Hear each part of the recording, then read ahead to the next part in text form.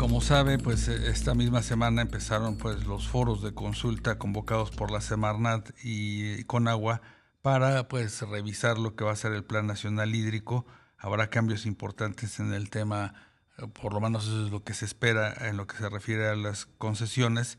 Pero ¿cuál es el impacto en general de este plan y cómo podría reflejarse en la actividad económica? Para platicar de este tema nos acompaña Raúl Rodríguez, presidente del Consejo Consultivo del Agua. Raúl, muy buenas tardes. Rogelio, qué gusto saludarte, muy buenas tardes a ti y a tu auditorio. No, a ti gracias como siempre por tu tiempo. Raúl, pues empezaron ya estos foros consultivos para revisar el tema del agua. ¿Qué podríamos esperar de todas estas consultas? Fíjate, Rogelio, que me das una gran oportunidad de platicar contigo y de compartir con tu auditorio este gran ejercicio que se inició ayer de un paquete, déjame decirlo, de una serie de 13 foros que inició ayer aquí en la Ciudad de México, en el Museo de la Escuela de Medicina, en donde lo que se busca es que se genere todo ese diálogo, ese gran espacio de diálogo con todos los actores que tenemos que decir y aportar algo respecto al tema del agua. Pero particularmente estos foros están orientados, como tú bien lo comentabas, a un análisis de dos leyes, una que se pretende aprobar, que es la Ley General de Aguas, que es la reglamentaria del Cuarto Constitucional, que maneja el derecho humano al agua, que ya lo hemos platicado en otras ocasiones aquí en tu programa, y la otra es las reformas que se requieren a la ley vigente, a la Ley de Aguas Nacionales, que como les hemos comentado, es la ley que maneja la gobernanza del agua en el país. Todo lo que se refiere a las concesiones, cuotas de garantía, prelación, etcétera. Entonces, nos parece muy acertado esta medida en donde Conagua, como bien lo comentabas, nos invitó a todos los sectores, público, privado, social, a aportar nuestros puntos de vista de qué queremos, qué se requiere para que este país pueda seguir adelante en este tema. Y nosotros como Consejo Consultivo del Agua, que tú lo sabes, que incorporamos al sector académico, al sector social y al sector productivo, unimos nuestras propuestas para plantear que lo que se requiere en este país, por supuesto, pues es un marco jurídico robusto, que lo tenemos, que hay que fortalecerlo sin duda, pero que lo que se requiere es mayor inversión. Lo hemos platicado también aquí contigo, mayor inversión al sector hídrico, que en este momento desafortunadamente no ha sido beneficiado, como lo hemos platicado en otras ocasiones también, pues se redujo el presupuesto para el sector hídrico, para Conagua particularmente en cerca de un 42% para este ejercicio 2025,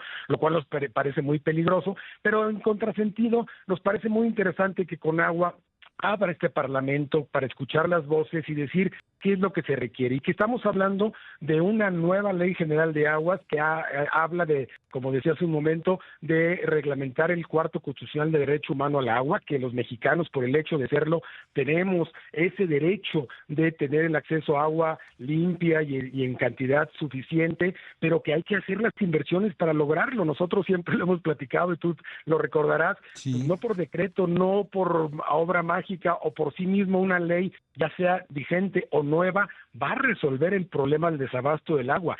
Se requieren otros componentes, y esos componentes son los que estamos planteando. Estamos planteando mayor inversión, visión de largo plazo, el buscar ese benchmarking con otros países de casos de éxito que están haciendo bien las cosas para cómo aplicarlas en nuestro país, y por supuesto la certeza jurídica del agua para mayores inversiones. Eso es lo que estamos planteando, y estamos planteando, Rogelio, y termino el primer comentario con esto, de que pueden convivir ambas leyes de manera muy eficiente. La Ley General de Aguas, que se va a aprobar, seguramente discutir en este periodo ordinario que empezará el próximo sábado, y la ley vigente de la Ley de Aguas Nacionales, que seguramente necesita fortalecerse en algunos temas, pero que hay que cumplirlos, pero que tengamos claro que no por aprobar una ley o seguir con la vigente se va a resolver el problema del agua. Hay que ver más adelante y se requiere otros componentes y otros factores que lo hemos platicado mucho aquí contigo. Habría la impresión, Raúl, de que pues estas reformas de alguna manera van a buscar privilegiar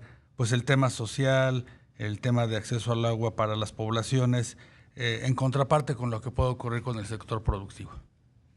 Sin duda, sin duda. Creo que el agua, como siempre lo hemos dicho, la gestión del agua en México debe ser una prioridad y nos parece que este gobierno sí lo está tomando en serio y ya lo has comentado. Se inició con el Plan Nacional Hídrico y luego el Acuerdo para la Sostenibilidad y el Derecho Humano al Agua, y ahora esta consulta de las dos leyes habla de que existe voluntad política. Y es un tema muy importante que no existió en la administración pasada, y lo tengo que decir con toda responsabilidad y con toda firmeza. Pero que esta administración sí lo estamos viendo en un director general de Conagua, Efraín Morales, que ayer nos dijo: señores, escuchemos las voces, veamos qué podemos hacer, busquemos todos el bien común para que todos los usos del agua tengan el agua necesario. No solamente lo que algunos grupos dicen, es que el agua solamente debe ser para el consumo humano. Por supuesto, la prelación, la ley lo dice hace 22 años, que el derecho exclusivo o el privilegio o el prioritario es el consumo doméstico. Nadie lo pone en duda, pero también necesitamos decir que se necesita privilegiar también la parte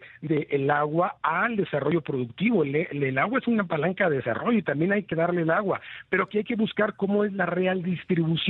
Por eso nos parece acertado este manejo que se está haciendo de la revisión de las concesiones, de ver cómo se busca y tiene que equilibrar el tema de las cuencas, la distribución del agua, pero que tenga claro que cada uso tiene su fin, pero busquemos las causas de cómo poder de alguna manera resolver este problema a largo plazo, y la manera, Rogelio, de resolverlo es con mayor inversión, con tecnología, con certeza jurídica, con una visión de largo plazo, con una planeación, y eso es lo que creo que está quedando claro. Desafortunadamente, pues no hay recursos suficientes, entonces estamos diciendo a las autoridades, decir, bueno, pues volteen a ver donde hay posibilidad de tener más recursos. Por supuesto. Si no hay recursos fiscales, pues ¿por qué no? Exacto, ¿por qué no una coinversión público-privada en donde el sector privado pueda participar? La propia presidenta Sheinbaum lo dijo ahora el 25 de noviembre, de diciembre pasado, perdón, del mes pasado, donde se firmó el acuerdo por la sostenibilidad y el derecho humano al agua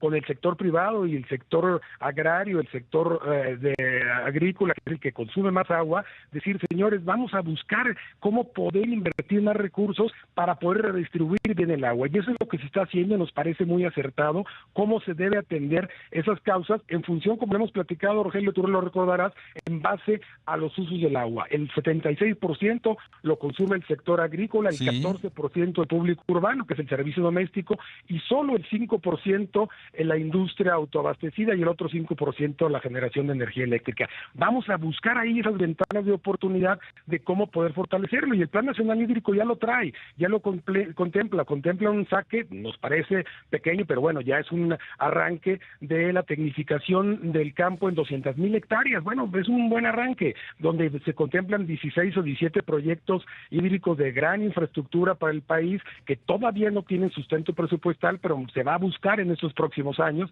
y donde la presidenta, como te decía hace un momento, habla de la disposición de que el sector privado pueda de alguna manera financiar algunos proyectos de esta naturaleza que el sector público en este momento, por la stringencia presupuestal, no tiene la posibilidad de hacerlo, y siempre bajo un marco de transparencia y rendición de cuentas, que puede ser la ley de APPs, de las acciones público-privadas, claro, entre otras. Claro, pues todo un tema definitivamente, Raúl Rodríguez, presidente del Consejo Consultivo del Agua, la gestión de este recurso, un recurso vital, un recurso del que no podemos prescindir y que pues tendría que verse, como tú dices, ya con otra mirada, con otros ojos, a partir de pues las necesidades que tenemos para atender el abasto en ciudades, pero también no detener las actividades productivas que al final pues son las que dan empleo. Vamos a estar muy atentos a estos foros, Raúl, y seguimos con el micrófono abierto para conocer pues qué piensan desde el Consejo Consultivo del Agua. Que tengas muy buena tarde.